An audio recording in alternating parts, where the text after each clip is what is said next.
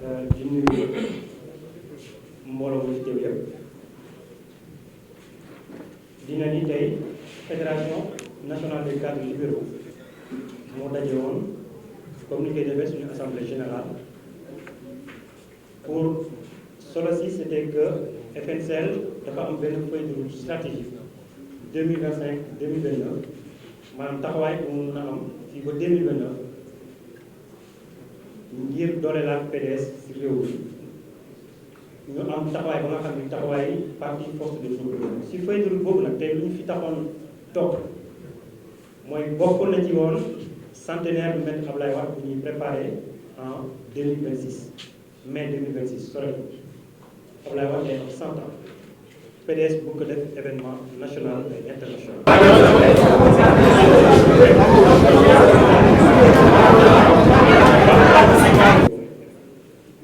Au niveau international tamit ñi ci woo l'international libéral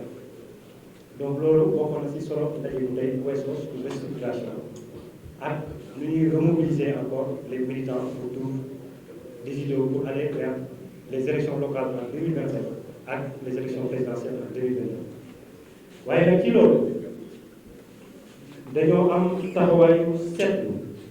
ak joxe suñu xalaat parce que ñun parti contribution la ñu bëgg nekk parti ba nga xam ni day joxe ay solution si métti ja nga xam ni tey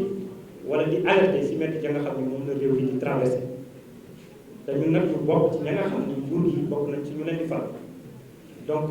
xasante gi ak xiroo ak ngaay bi ñun amuñu position boobu ñun position bu ñu am mooy parti ba nga xam ni day joxe xalaatam di alerter waaye tamit di contribuer donc ci loolu bu ñu xoolee mbirum inondation ya nga xam ni jamono ji njëkkee na woon ba nawet bi gën a ñëw si Touba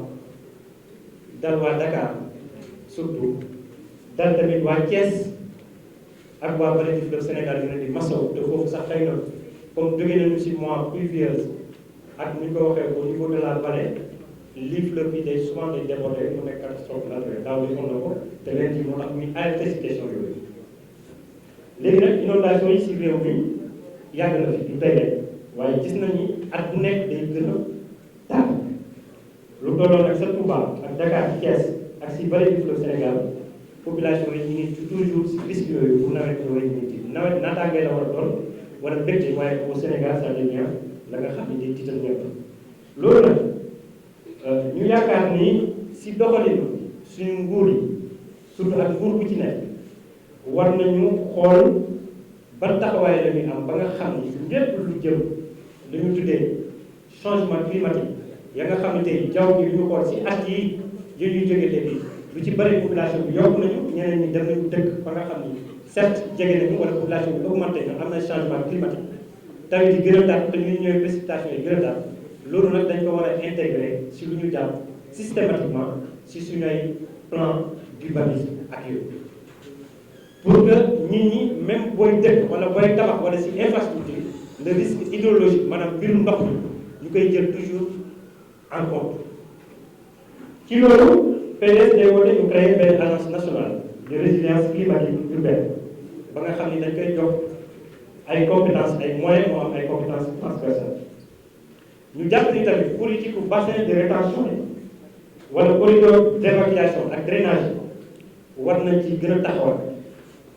ngir mën a jàppale population yi ci côté boobu ñu jàpp ni tamit collectivité territoriale war nañ leen gën a intégrer ci mbiru risque hydrologique boobu pour ñu mën a di tabax ay ensemble ay solutions yu durables donc inondation yi waratuñ ko léegi traité comme mu doon ay mbir ya nga xam nawet ba nawet ñu ci wax dañoo war a si lu muy teel ñu intégré ko si suñu ay plan d'urgence mais intégré ko tamit ci lépp la nga xam ne Sénégal tey jii dañoo war a dugg ci air ba nga xam ni jamono da nga xam ni dañoo xam ni changement climatique bi dañ ko war a intégré ci lépp bépp politique bi ñuy def de façon transversale si ministère yëpp wala si suñu politique sectorielle bu weesoo loolu mbiru liberté maanaam salfaañoo ak yelleef doomu aadama loolu nag mus na nekk combat ba nga xam ni PDS dafa xeex 26 ans d'opposition ñu ñëw pouvoir maître Abdoulaye Wade dem ko dugal ko ci constitution ngir ñi ñu mën a manifester wala takk brassard rouge kon loolu PDS dafa doon la nga xam ni tey jii war na ko mën a ndaw moo tax du doon la nga xam ni dinañ ko nangu ñuy bàyyi sénégalais seen liberté d'expression ñu leen ci kay noonu fu ñu nekk war nañu wax ñi ngi woote nag pour débat politique bu set comme ñu koy defee parce que du ñu xas de du ñu saaga ñu defee mais lu ñu jàpp mooy nit ñi war nañu am fu ñu toog parce que tey ku wax rek ñu tëj ku wax rek ñu tëj mën na indi ya nga xam ne sax nit ñi dañ dem ba bu ñuy wax seen xalaat donc te nar ko wax sax ci yar ak teggin dañ koy ragal donc moo tax ñu jàpp ni nguur gi lu mu déggee woon ba mu nekkee opposition mooy juge des libertés loolu nañ ko taxawal si mu gën a gaawee parce que tey jii yomb beneen bi dañoo yaakaar ni bu la nit defee diffamation lu ci gën a jekk mooy ñu appelé réforme yu profonde yi nga xam ne ci justice dina mën a tax au lieu ñu dem si ay sanctions pénales ñu dugg si sanctions yi nga xam ne nit ñi dañ koy alamaan parce que buñ ko alamaanee alamaan bu diis xëy na moo gën parce que prison yi dañ ciy xalaat ña ca nekk ba nga xam ni ñoom ñi ngi foofu si promiscuité si ay conditions yu métti nga nar ci dolliwaat ñeneen ñi ci dolli chaque jour ñeneen sur des questions de liberté donc loolu dañoo jàpp ni war nañ ko weesu donc nañu réformer le traitement des délits d'opinion donc PDS si loolu du ci am tànk gannaaw loolu nag tax na fu ñu taxaw ni ñun PDS ak FSR dañoo woote mobilisation nationale muy société civile muy mouvement société civile ñëpp da nga xam ne dañoo daan xeex liberté individuelle nañu taxaw ñu demander à manifester pour les libertés individuelles Sénégal pour ñu préserver loolu la suñu secrétaire général chargé de la mobilisation du parti en l'occurrence Karim Meïssa Wade woote te FNCR tamit woote si woo si waa PDS yëpp woo si société civile ONG yi ak mouvement associatif ñu taxaw si pour une grande manifestation sur les libertés individuelles au niveau du Sénégal day doon signal fort ba nga xam ne c'est pour toute l'Afrique donc situation économique bi nag maanaam suñu koom-koom loolu tamit doon na la nga xam ni lu jaaxal sénégalais yi fan yi parce que coow yi bëri na ci waaye ñun PDS ñu taxawaay mooy taxawaay ba nga xam ne dañuy arrêté gouvernement bi mu taxaw ci ya nga xam ne répétition yi mën na ko indi parce que gis nañu ñii ne dette cachée ñii ne déet waaye lu wóor te wóor mooy am nañu leen la nga xam ne suñu économie si jamono ji weesu ak nguur gi weesu nguur Macky Sall am na la nga xam dogal bi tax na ba tey FMI ñoo fi def visite te nag ñu reconnaître ni Sénégal amee na bor ba nga xam ni ñu ngi diggante 7 milliards de dollars ba 13 milliards de dollars ba nga xam ni ñu koy càmbar FMI jàpp gis ci loolu lu ñuy wootal nguur gi fi nekk parce que jamono ji nit ñi xam nañu Sénégalais ñu ngi dundi mu tànn ndox mi gën a cher électricité bi kenn waxatu ko parce que nga bokk boobale bokk Sénégalais ñun ñëpp ñu koy dund te xam nañ ko loolu dëgg la les Sénégalais actuellement ils sont fatigués ils sont sur la pression certes le gouvernement nous demande de serrer la ceinture waaye nag serrer la ceinture boobu bu ci boolee ak ay mesures ya nga xam ni FMI négocié ñu ko baax ba FMI gën a nar a tegaat bor boobu suñ doomu Sénégalais mu ñu nar a daggantal subvention ya nga xam ni yu jëm si courant bi wala si ndox mi wala si dund bi ñu nar ko daggantal loolu Sénégalais ñu gën a souffrir moo tax ci côté boobu ñu ngi appelé le gouvernement à bien négocier cette question avec la FMI pour que Sénégalais rek ñu bañ a di payer vocation bi alors que beneen gouvernement ay responsable peut-être ñoo ci gën a responsable que les pauvres Sénégalais bu weesoo nag réforme ya nga xam ni moo am ci loi ñu tànn si quelques heures ya nga xam ni moom la ñu voté le 26 août bu ñuy njëkk mooy ba nga xam ni ñii nga xam dañuy am taxawal pour lépp la nga xam ni dafa doon dugal ak dara la nga xam ni guerre ñu war ci taxaw citoyen am droit mun a arrêté loi boobu ñu koy saluer dañu koy saluer bu baax maanaam ñu ngi ci jaajëfal da nga xam ne ñoo ko taxaw waaye luñ ci woote rek mooy si définition d'abord lanceur d'alerte bi xaw na indi flou ak jeex jaaxa ba dañuy bañ ñi ñuy confondre parce que am na la nga xam ne boo ko encadré wu rek dina gën a indi ay jaxasoo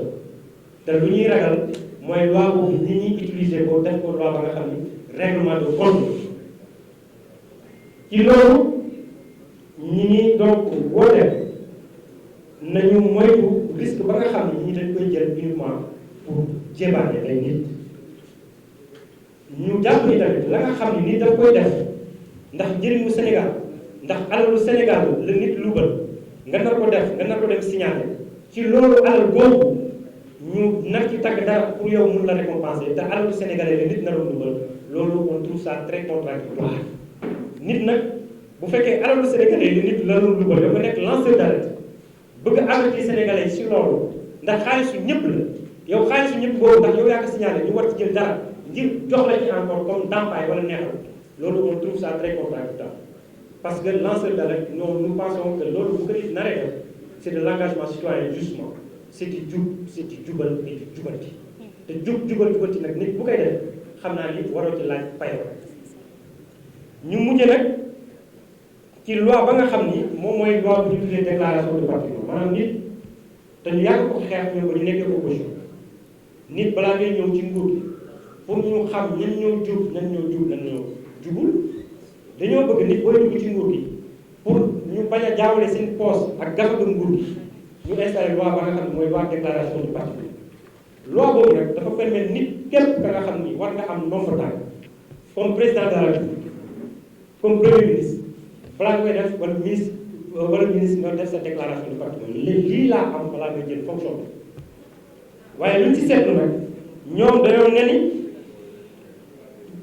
président de la République moom mun na def déclaration pour nit ba nga koy nekk waaye ba pare ci mandat amul obligation pour def loolu nag mu doon lu ñu jàpp dafa mel na am na lu ci daw wala lu ciy nëb ci ña nga xam ne dañoo bëgg jubal ak jubal ak transparence donc ci loolu yaakaar naa ni même militant ya nga xam ne ñoo ànd ak ñoo voté pour ñoom war nañu nangu loolu loi boobu mu jàll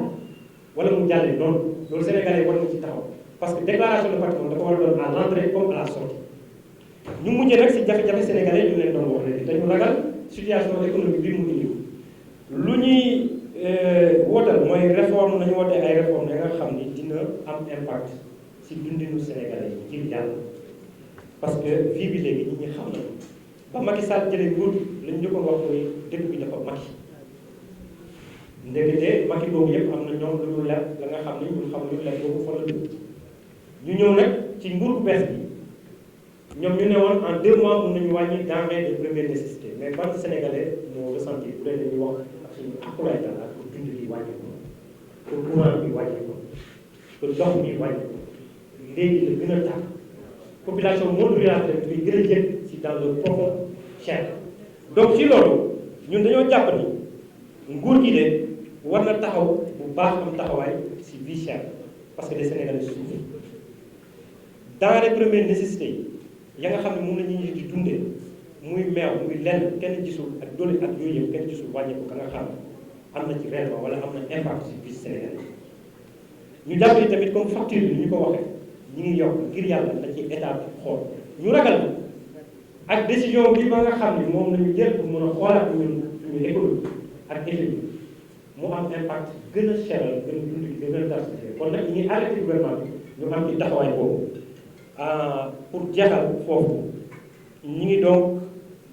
di jàpp ni pour gouvernement bi nit boo joxee kàddu dafa jar bu respecté si ay ànd bëri te mën nañu si cité yu bëri ya nga xam ne nit bu fekkee ni da nga ne man lii laa bëgg sénégalais yi fale ma lool caisse noire dama koy dindi par exemple damay wàññi seeraay dund déclaration de patrimoine dañ ci war a transparent ak yeneen ya nga xam ne sénégalais toujours ñu ngi koy wax donc loolu nit bu la fale bu loolu da nga war a respecter sa kàddu parce que loolu moo jëkk commencé par respecter les militants sénégalais donc ñu ngi leen di woo si loolu ñu gën ci jàpp si politique ba nga xam ni day aar day sàmm te day dooleel gafaga sénégalais maa ngi leen di gërëm di leen di sant. Car entre 2 élections, c'est la qualité des libertés garanties qui mesure la vitalité d'une démocratie, d'un pays. C'est pour cela que le PDS appelle à une grande mobilisation, à des manifestations, c'est notre droit, pour réclamer la libération des détenus injustement incarcérés pour des délits d'opinion. Concernant la situation économique du Sénégal, qui préoccupe l'ensemble des Sénégalais actuellement, avec la visite de la FMI, la mission récente du Fonds monétaire international s'est tenue dans un contexte de vulnérabilité budgétaire et de tensions sociales croissantes. La FNCL appelle le gouvernement à anticiper avec rigueur les répercussions suivantes, qui menacent à la fois la stabilité macroéconomique et le quotidien des Sénégalais. Il s'agit de la dégradation de la note souveraine du Sénégal, la pression budgétaire accrue, le risque de flambée des prix par la suppression des subventions de la FMI, bien entendu, du gouvernement du Sénégal plutôt, si la FMI fait pression dans ce sens, souvent recommandée par la FMI, et qui pourrait entraîner la hausse brutale du coût de la vie, le blocage des projets de développement, notamment les infrastructures routières, les investissements dans le secteur agricole et des services sociaux de base qui risquent d'être ralentis, et aussi le risque d'austérité sociale. Concernant les réformes législatives à l'Assemblée nationale, le 26 août, 2 lois majeures ont été adoptées. Il s'agit de la loi sur le statut et la protection des lanceurs d'alerte, qui constitue une avancée démocratique majeure et en matière de transparence, nous le reconnaissons. Toutefois, la FNCL alerte sur plusieurs zones d'ombre, que sont la définition floue du lanceur d'alerte, canaux de signalisation incertains et risque d'instrumentalisation médiatique. La récompense financière aussi soulève de notre côté aussi des questions d'ordre éthique. Il y a aussi la loi sur l'accès à l'information qui consacre le droit des citoyens à consulter les données publiques. La FNCL salue cette avancée tout en appelant à sa mise en œuvre effective. Que ça ne se limite pas tout simplement à des lois votées et à des effets d'annonce. La dernière loi, pour nous, c'est la loi sur la déclaration de patrimoine. La FNCL prend acte du renforcement du dispositif de déclaration de patrimoine, notamment par l'abaissement du seuil à 500 millions de francs CFA et l'élargissement des profils assujettis. Toutefois, nous dénonçons l'exemption du président de la République en fin de mandat qui affaiblit la portée symbolique éthique de la réforme. Le manque de sanctions claires, l'absence de publication systématique et le champ d'application encore restreint appellent à une révision plus ambitieuse. La transparence ne doit pas être sélective, elle doit être exemplaire. En dernier, les préoccupations quotidiennes des Sénégalais, qui constituent une question majeure qui préoccupe les cadres du PDS et notre candidat Karim Meïssa Wade. La FNCL rappelle que les réformes ne valent pas que par leur impact réel sur la vie des Sénégalais. Or, aujourd'hui, les familles ploient sous le poids de la vie chère et un pouvoir d'achat qui s'effondre. Les denrées de première nécessité restent hors de prix, sans mécanisme de régulation efficace.